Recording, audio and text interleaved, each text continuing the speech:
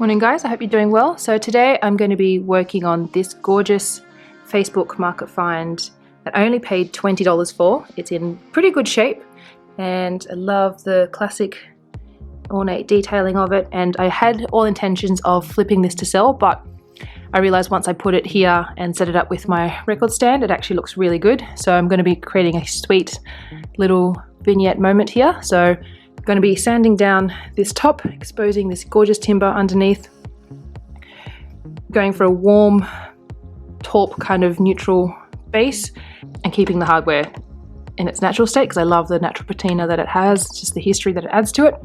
And this is going to be a nice quick flip to do, and one that I'll get to really enjoy. So not all flips I end up selling, and that I guess is sometimes the difficulty of when you find such gorgeous pieces.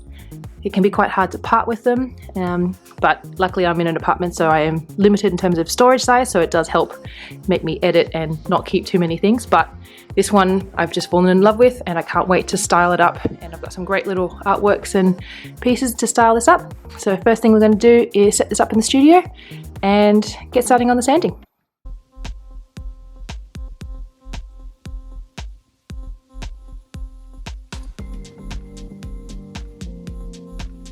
So the first stage in this makeover is all the prep work. So here I'm just trying to remove the top framing bar with my mallet and Phillips head.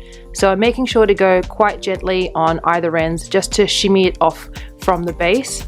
And you want to just go very gently on either ends to make sure that if you go too hard on one side, you can snap the timber bar, and that wouldn't really look great for the overall finish on this piece. So I'm just making sure to go gently across from end to end.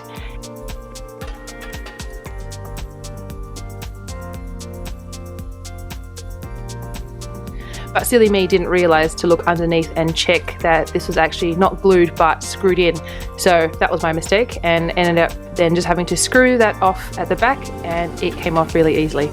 So just make sure when you have a more vintage piece of furniture just to check underneath the bottoms, as they might be screwed in rather than glued. So that was my error there.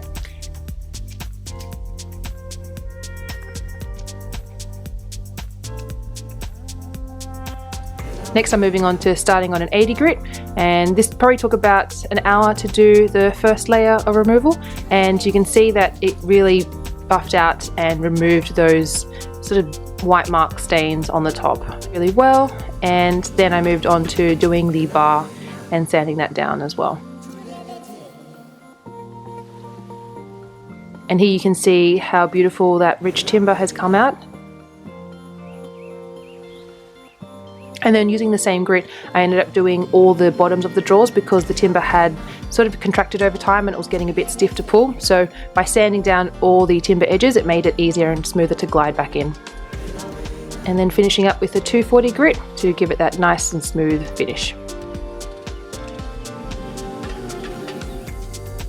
Next we come to the hardware. So these vintage pieces tend to have button covers over the hardware, so you need to use some pliers or some flat edge knife to be able to pop those out, and then you just kind of twist around and remove the hardware.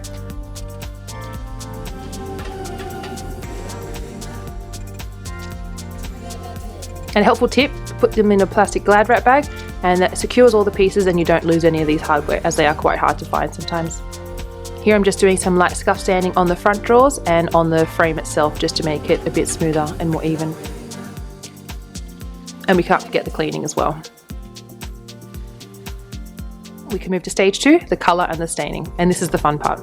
So I brought this dresser back inside as it was easier to paint, and I flipped it on its head because it makes it a lot easier to paint the piece upside down, especially getting at those legs and all the details underneath. So here I'm just using some masking tape to tape out the edges so I don't have the paint bleed into the timber. And I'm doing the same for the inside drawers as well, so I have nice clean crisp lines.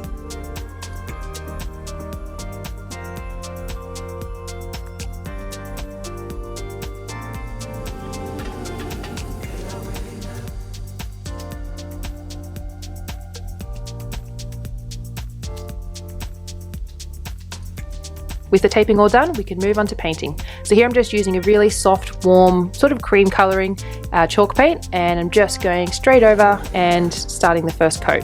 And I love using this Porter's paint because the coverage is so strong, paints really beautifully.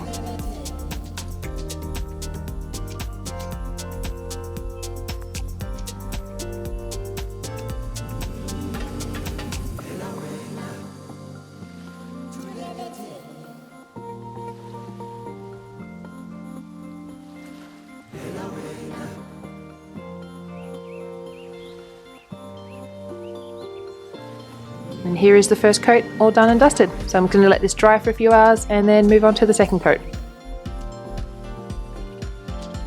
What I love about hand painting is that you could put dinner on or make your lunch and then come back to it afterwards and take on your second coat, and that's what I've done just here.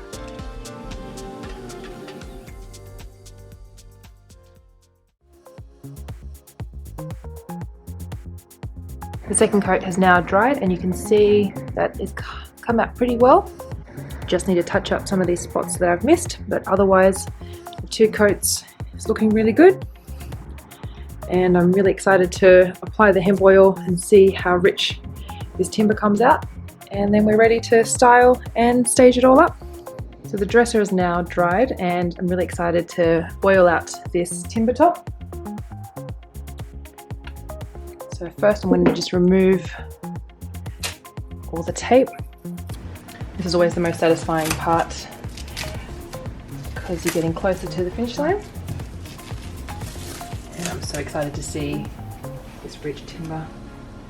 I think it's going to be quite similar to the entry table to my One Day 2 flip. And I'm first going to just stain the top and this separately and then attach them when they're dry. So I can leave that overnight, which is good. Okay. So I just use a sponge and just put on the hemp oil cloth.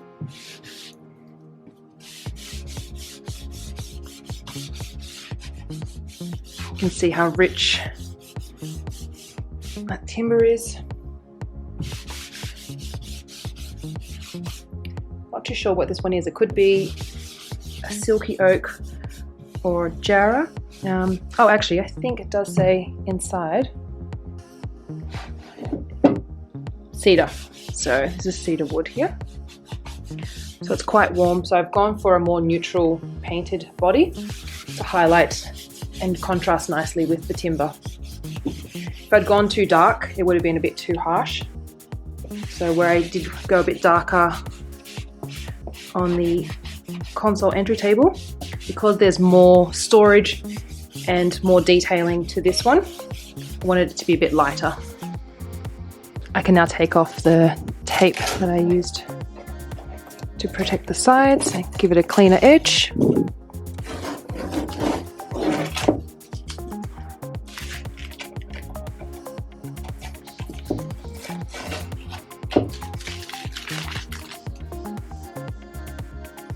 And with these ones you have to clip them in one first into the little button, push one in, and then you grab the other attachment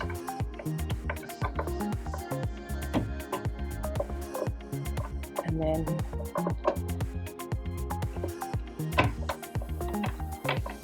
push that in. And I find it easier just putting in all the original hardware first and then going in and screwing and adding in the fastening behind.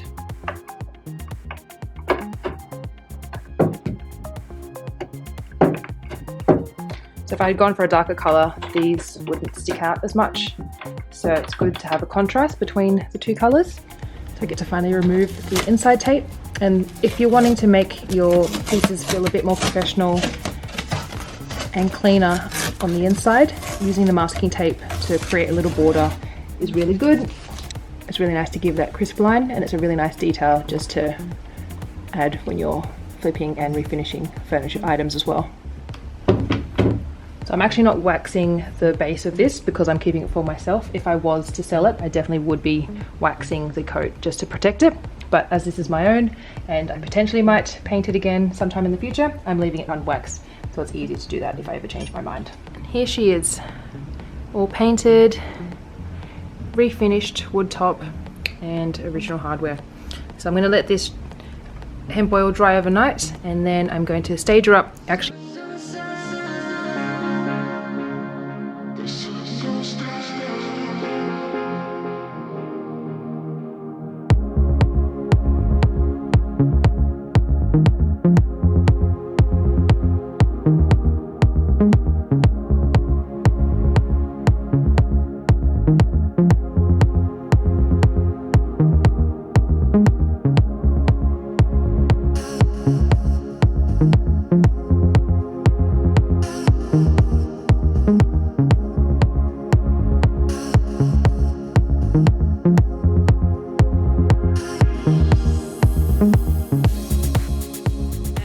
love how this makeover turned out, and I can't stop staring at it every time I look at the TV now because it's right at my line of sight. So the costings to make over this piece were only about $20 for the paint and the sanding materials, and the hemp oil I already had as well. And as it only cost $20 from Facebook Marketplace, this is a $40 piece of new furniture. So that's pretty incredible. And it's something that's so unique, and it's quite rare to find these days with pieces that just have a bit more character and uniqueness about them. So going off that sort of unique aspect and style of it, I decided to pair it up with an artwork that was actually pretty much my jumping off point and the inspiration for the colors and the scheme that I wanted to go for. So the artwork that I used was actually gifted to me by a design client, and he picked these up from his travels in, I think, either Indonesia or Bali, and the timber detailing on the framing just pairs so wonderfully well with the timber top, and I'm just really happy that I now have somewhere to really showcase this artwork, and it just beautifully ties into this vintage dresser. So I can't recommend, if you're ever looking for new furniture, give Facebook Marketplace a go. There are some incredible, really unique pieces at extremely affordable prices that it really doesn't cost that much to make over. So definitely give Facebook Marketplace a look. So if you like this video, give it a thumbs up, and I hope to see you next time.